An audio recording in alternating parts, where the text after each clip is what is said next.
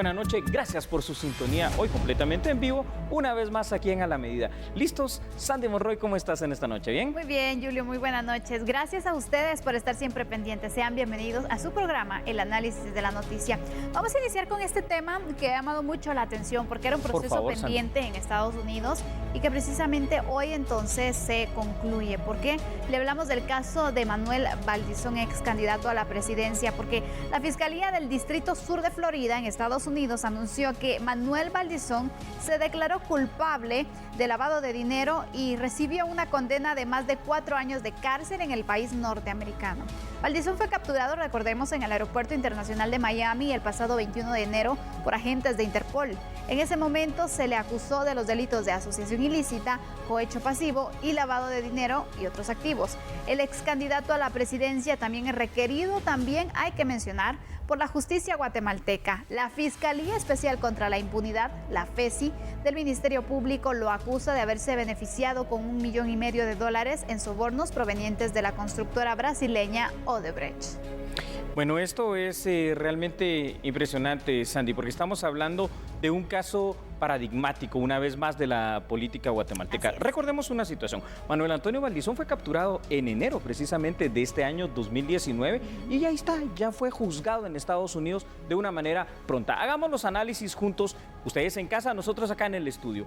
Escuchen ustedes estos datos. La Fiscalía del Distrito Sur de Florida, en Estados Unidos, anunció que Manuel Valdizón se declaró culpable, precisamente también de lavado de dinero, y esa condena, que le puede a usted parecer bastante corta, de 4 años de cárcel en el país norteamericano, hay que entenderla. ¿Por qué?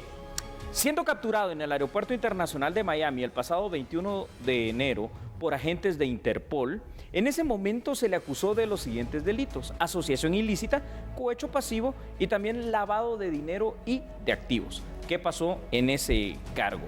El ex candidato presidencial, recordemos que Manuel Antonio Valdizón también es requerido acá en Guatemala por un caso, el de la empresa constructora Odebrecht, donde se le está acusando por parte de la FESI, escucha tú, Sandy, de haberse beneficiado con más de $1,200,000 a cambio de ciertas prebendas y ciertas facilidades en el mismo. Quiere decir que aunque la condena ya parece corta por la aceptación que él tuvo ante la justicia estadounidense de haber aceptado este dinero sabiendo que proviene del narcotráfico, una vez terminado ese proceso, que son 50 meses de privación de libertad, para ponerlo en números, tendrá que ser deportado literalmente a nuestro país.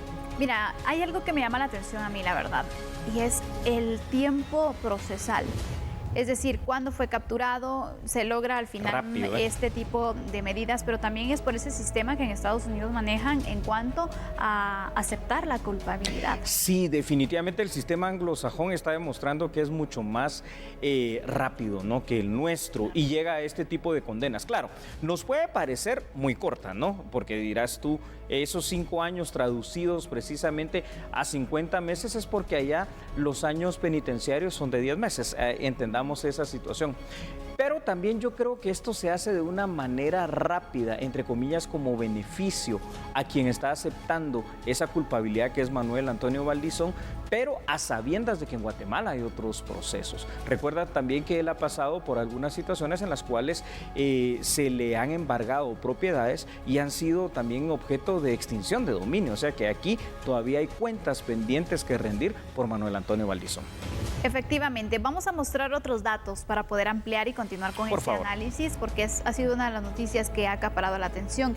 La FESI, hay que mencionar que lo señala de soborno, mediante el cual obtuvo entonces con estas ganancias que son superiores al $1,000,000 dentro de este caso que le hemos dado a conocer de la empresa brasileña Odebrecht.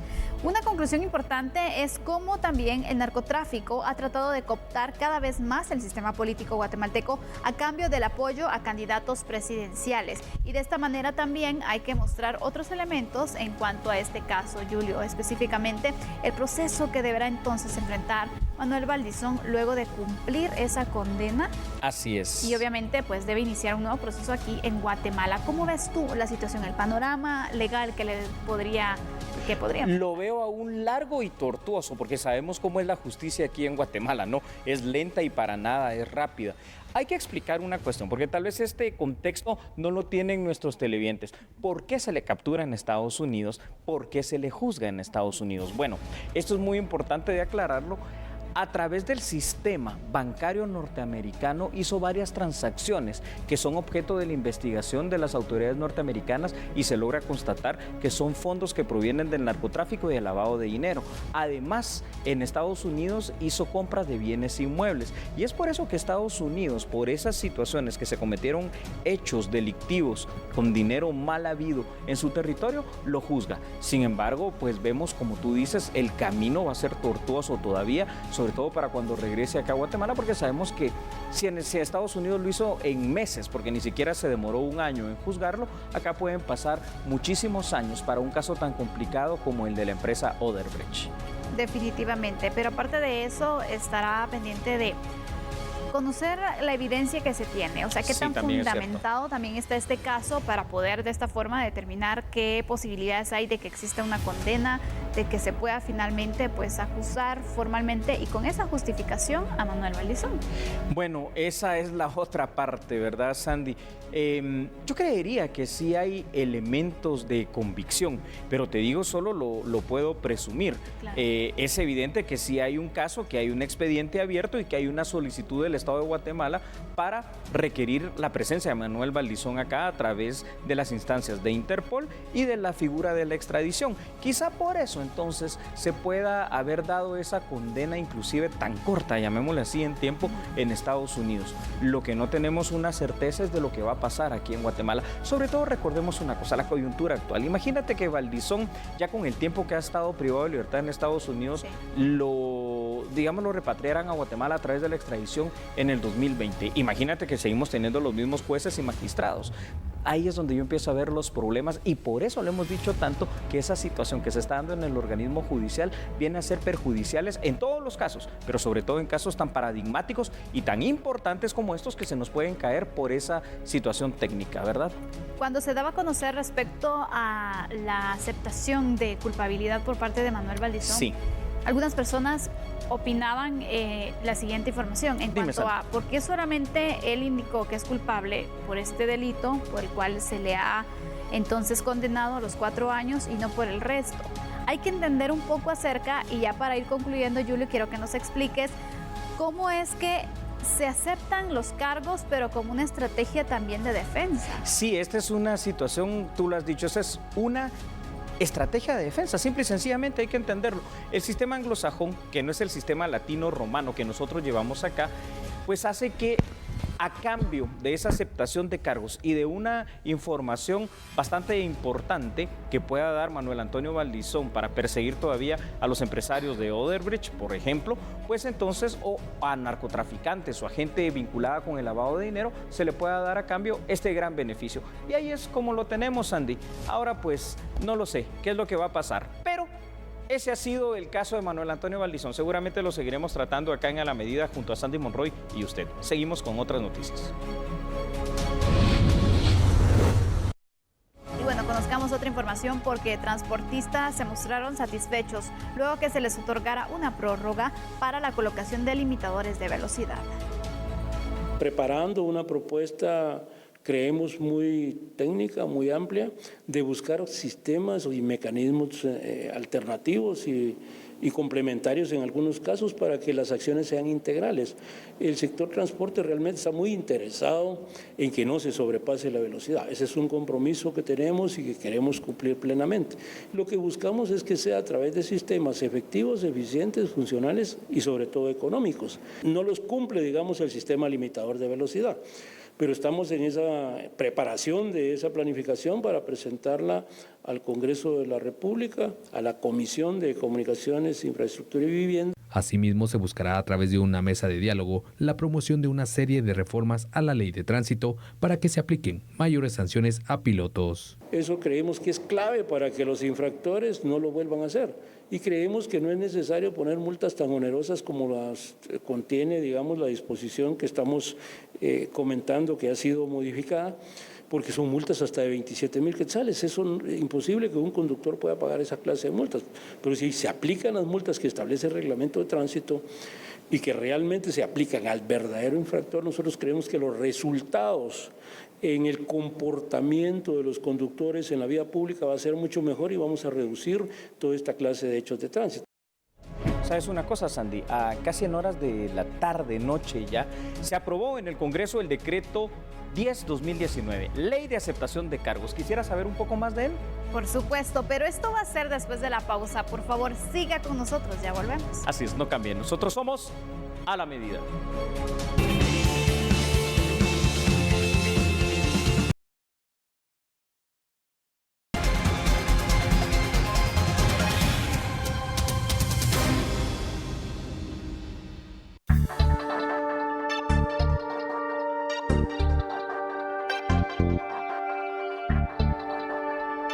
¿Qué le parece si juntos, acá en el estudio y usted en casa, hablamos de la Ley de Aceptación de Cargos? ¿Habías escuchado de esta, bueno, al principio propuesta de ley? Hoy ya podemos decir que es ley en Guatemala.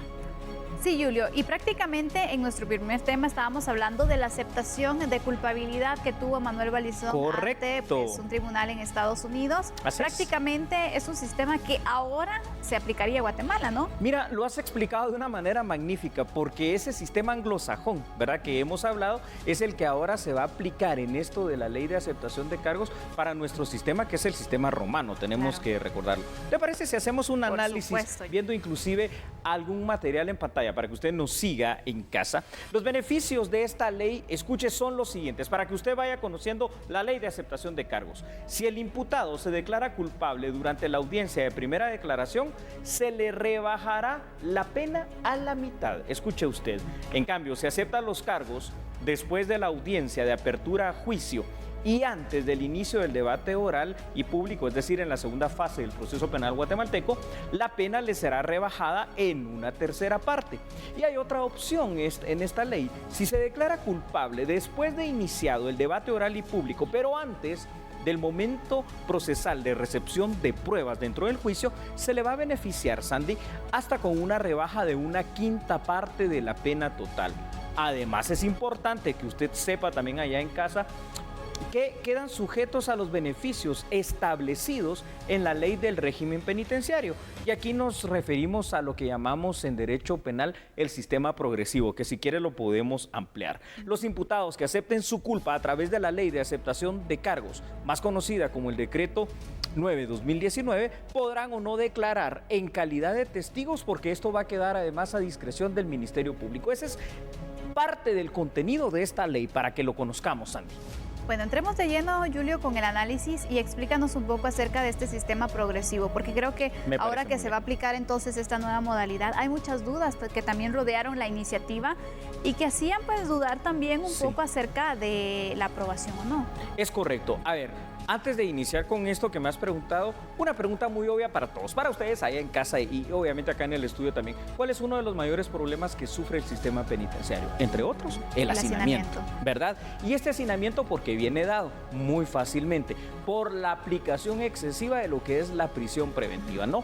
Porque las medidas alternativas o sustitutivas, pues parece aquí en Guatemala que no existieran, aunque están bien establecidas. Entonces, lo que es el régimen progresivo a través de la ley del sistema penitenciario hace que, para que nos entendamos, básicamente viene a ser lo siguiente. A ver, un privado de libertad que ya está condenado, por cada día de privación de libertad que logre demostrar que ha trabajado, que ha estudiado, que ha hecho algo útil, ¿verdad?, dentro del tema de la prisión, pues se le rebajan, llamémosle así para redondearlo, 2 días efectivos de la pena.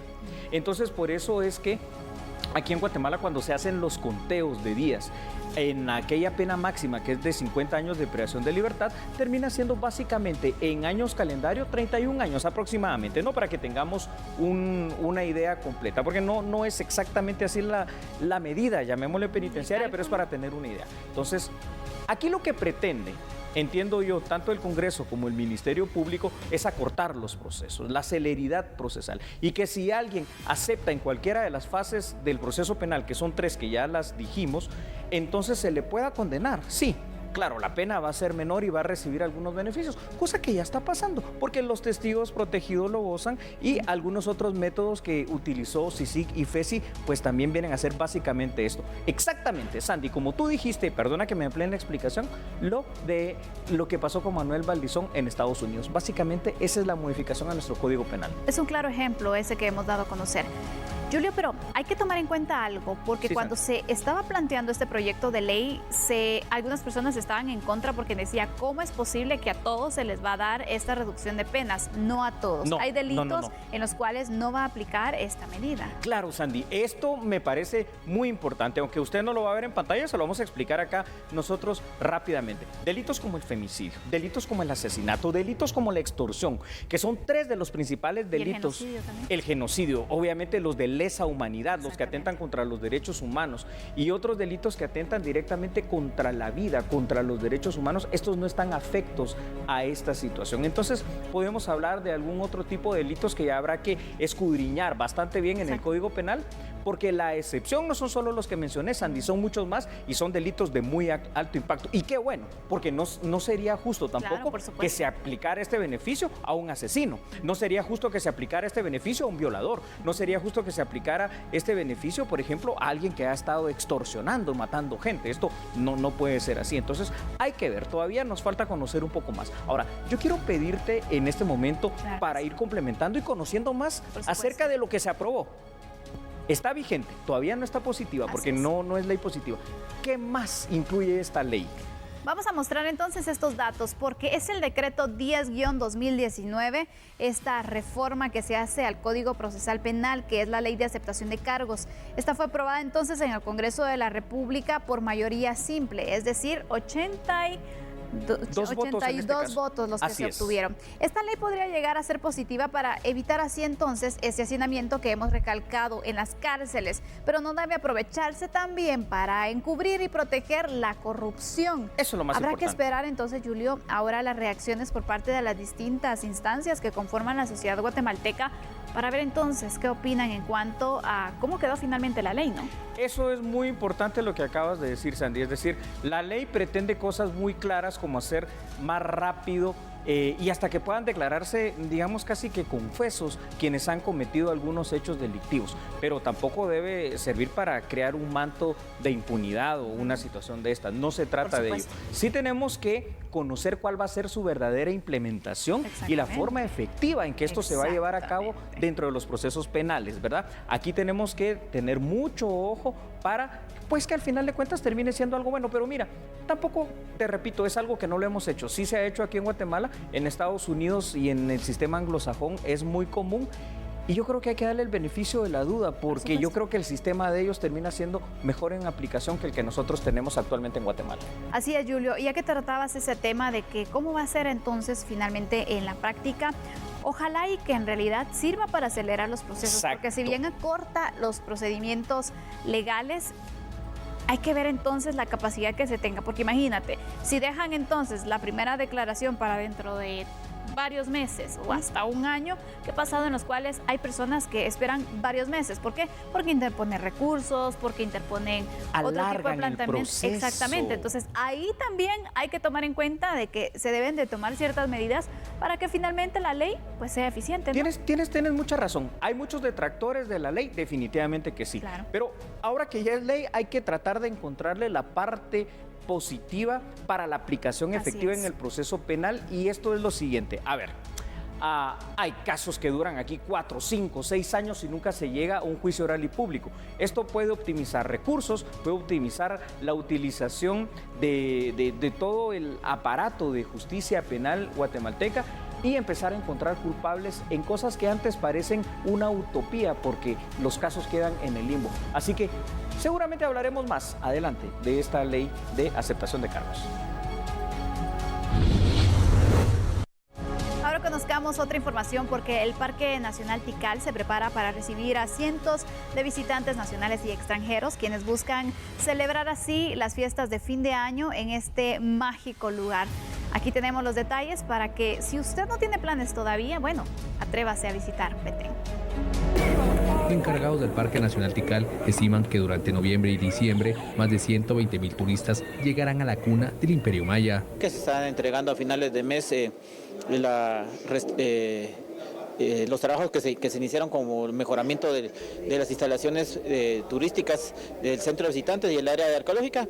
También de parte del Parque Nacional Tikal se ha trabajado en el ingreso al parque, facilitando, teniendo más baños para que el turista tenga más opciones de la entrada, que es un punto, el arco de entrada es un punto importante en el ingreso al parque. Aunque no hay restricciones para el ascenso a los templos, encargados del parque brindan las siguientes recomendaciones. Pero siempre sería tener, como digo, la prudencia y la tranquilidad de la visita, aprovechar de contemplar la belleza de los templos, de la naturaleza, y que por ser fin de año en el Petén por el clima se da mucho las lluvias, que contrario que cuando viene por acá en la capital, en esta región del centro y del sur, deja de llover. Los frentes fríos en Tikal y en la parte del norte es de lluvia, entonces ir preparados siempre con su capa y como siempre también después de la lluvia sale el sol, bien hidratados. A la fecha el ingreso al parque es de 25 quetzales para turistas nacionales y 150 para extranjeros. ¿Sabe usted que este miércoles arribó a Guatemala el buque Quetzal? Esto es muy importante, vamos a darle la información. Este es un buque logístico y de ayuda humanitaria adquirido por el Ejército en julio pasado, cuya principal función será atender emergencias que puedan suscitarse en alta mar. En un acto protocolario que contó con la presencia del presidente Jimmy Morales, su esposa Patricia Marroquín de Morales, el ministro de la Defensa Luis Miguel Ralda y autoridades del Ejército de Colombia, se hizo entrega oficial de la embarcación.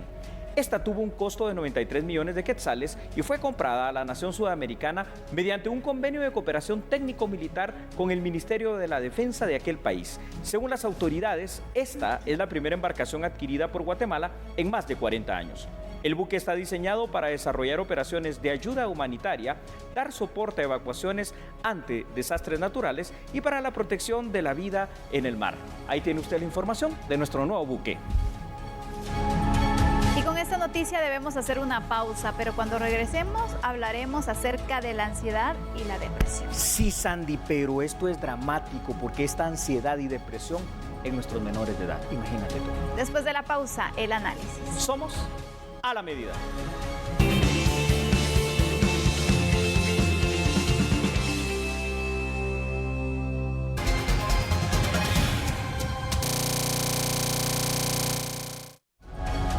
Y bueno, hablemos acerca de la ansiedad y la depresión, enfermedades que cada vez están más presentes en la vida de los niños y de los adolescentes. Increíble, pero hay datos que se han dado a conocer por parte de UNICEF que muestran esta realidad y por cierto también se confirman por el Ministerio de Educación, Julio, una situación que es preocupante. Es que Sandy, esto es dramático y hoy vamos a hablar específicamente del tema de los menores, pero ojo, que esto aplica a los adultos porque estos menores muchas veces crecen. ¿Cuándo logran crecer? ¿Sabes por qué te digo cuando logran crecer? Porque mucha de esta ansiedad, mucha de esta frustración y depresión en menores, tan menores, lo que causa es que se quiten la vida. Y claro, eso es lo dramático. Se truncan precisamente estas personas que deberían ser el futuro de nuestro país.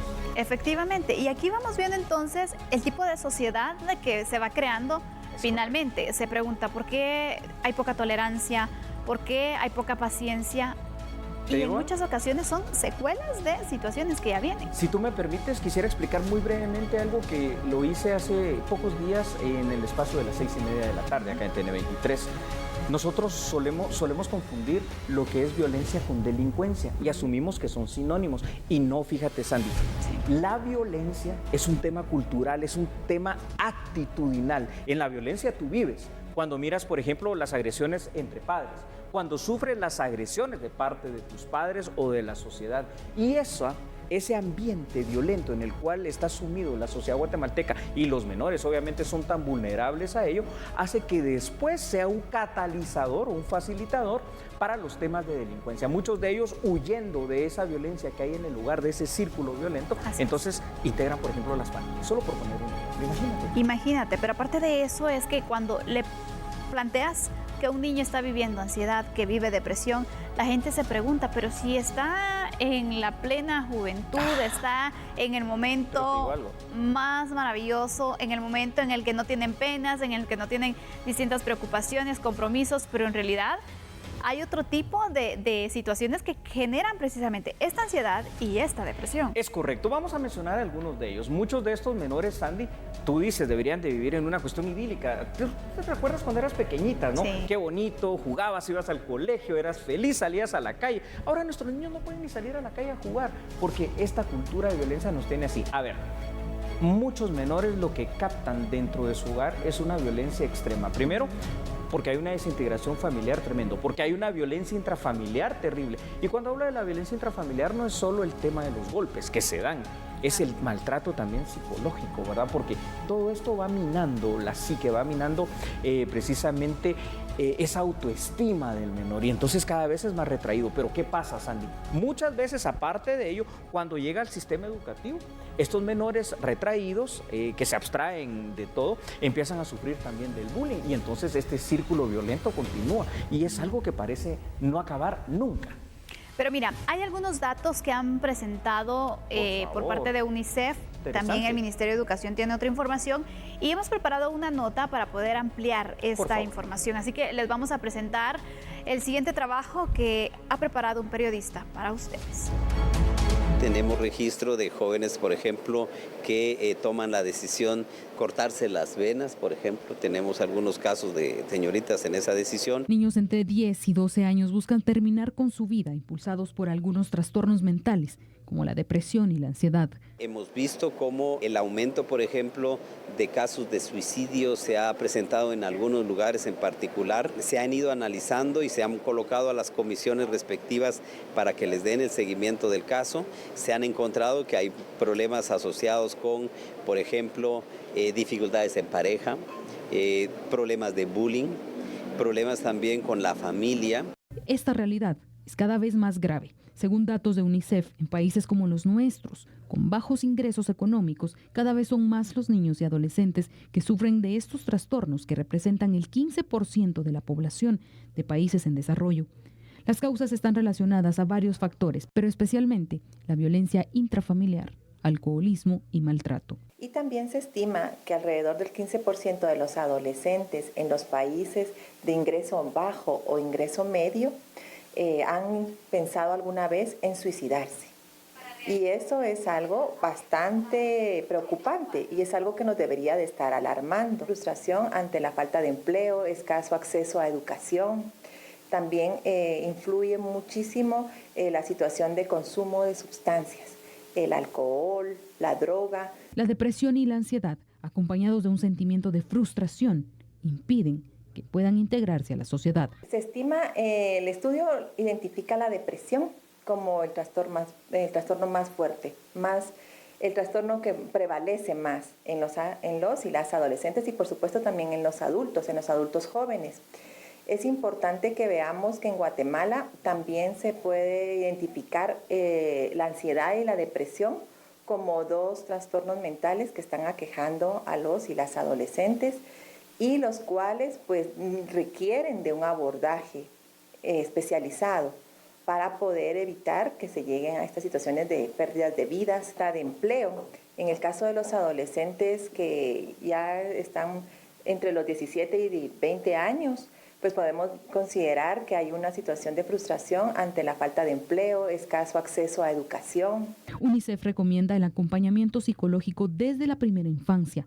Lo ideal sería que cada centro de salud y centro educativo existiera un promotor de salud mental que detecte y atienda estos casos. Entonces sí es importante que podamos nosotros promover que hayan servicios cercanos a los niños, a los adolescentes y que lo empecemos a ver desde la primera infancia, ¿verdad? De que los niños son muy pequeños, podemos nosotros promover la salud mental. Lamentablemente, el Ministerio de Educación carece de personal especializado para brindar este apoyo. Pero todavía no es suficiente el recurso humano que tenemos en la institución para atender esos casos. En 2010, un estudio realizado por la Universidad de San Carlos indica que solo el 0.2% de la población tiene acceso a atención psicológica.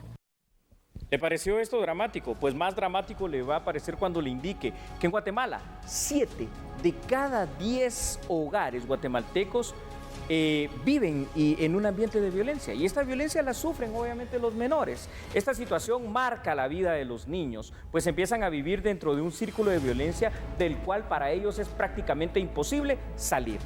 Además, la violencia intrafamiliar es un factor que causa daños psicológicos en los menores y traumas, ¿verdad?, para el resto de la vida, y una baja autoestima, Sandy. Esto es también muy terrible. Los niños, ¿sabes?, van creciendo dentro de una cultura de violencia, como bien lo decíamos, y estas manifestaciones las reciben desde la casa, en la escuela, en la calle, y lo ven lamentablemente como algo normal, cuando de normal eso no tiene nada. Por supuesto. Mira, al final hay diferentes factores que van creando pues que esta situación, esta realidad estén viviendo los niños y los adolescentes. Uno de los factores y los escenarios que planteo es los padres que tienen que trabajar mucho, ya no están tan pendientes de los hijos en ocasiones, porque obviamente tienen que llevar ese sustento, tienen que pagar el colegio, tienen que pagar los útiles, tantas cosas al final, tantos compromisos económicos que se tienen. Entonces descuidas por una parte un niño que no tiene la posibilidad de, como hablábamos, antes tú salías a jugar con los amiguitos en la cuadra, ahora ya no, porque la violencia te obliga a que encierres a los niños, entonces... O te captan las maras, por ejemplo. Exactamente, no hay facilidad incluso que puedan interactuar, y esto desde ya está cambiando la actitud de un niño, no digamos de un adolescente. Ha cambiado la vida literalmente de muchos niños en este país, porque entonces nosotros nos preguntamos, sí, pero es que ¿por qué tantos mareros, tanta gente que se dedica al mal? Lamentablemente es que a veces no entendemos el contexto de violencia de donde vienen muchos de ellos. Yo quiero rogarte, Sandy, creo que hay unos datos importantes que tú nos tienes. Y estos datos, con estos vamos a ir concluyendo, y quiero tratar el último aspecto de esta situación que es preocupante, porque hay que tomar en cuenta que uno de los temas más olvidados y descuidados dentro de la sociedad guatemalteca es el de la salud mental preventiva. Correcto. Esto se hace cada vez una necesidad imperante, dado los altos índices de violencia a los cuales estamos sometidos y que afectan particularmente a los menores. Este clima de violencia causa en personas que están forjando su personalidad y temperamento, causando frustración, depresión y ansiedad, situaciones que pueden desembocar en consecuencias graves como los suicidios, o que los niños y adolescentes se conviertan en potenciales generadores de violencia. Y hay que tomar en cuenta algo. La salud mental preventiva no significa que el hecho que vayas a un psicólogo es porque estás loco. Por favor, esa idea ya debe de cambiarse. Sí, simplemente se necesita ayuda, y es algo que se debería ver incluso como un tema de salud pública. Así es, Sandy, es un tema de salud pública, y para concluir debe ser hasta un tema tocado en las escuelas, en los colegios y en todos niveles. Necesitamos, dentro de este estrés, dentro de esta cultura de violencia, cuidar nuestra salud mental. Así que esperemos que esto pase para que ya nuestros niños cambien. Y si usted ya no es niño y es un adulto y siente esa ansiedad, esa frustración y depresión, ánimo, ánimo, porque hay muchas cosas por las cuales usted tiene que luchar. Y recuerde, puede buscar a un experto que le va a ayudar, le va a dar una guía para poder salir así de estas situaciones. Vamos a concluir entonces con el tema, pero queremos dejar en usted esa interrogante. ¿Qué estamos haciendo nosotros para mejorar esta realidad de los niños y de los adolescentes? Vamos a la pausa con esta pregunta.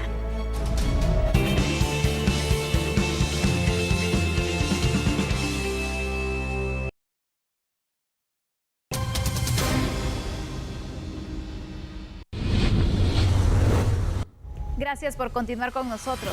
Noviembre es el mes de las flores, y en la antigua Guatemala se desarrollarán diferentes actividades a partir de este fin de semana, así que tomen nota, porque este fin de semana se realizarán actividades relacionadas con el Festival de las Flores y también del Níspero. Ve aquí los detalles.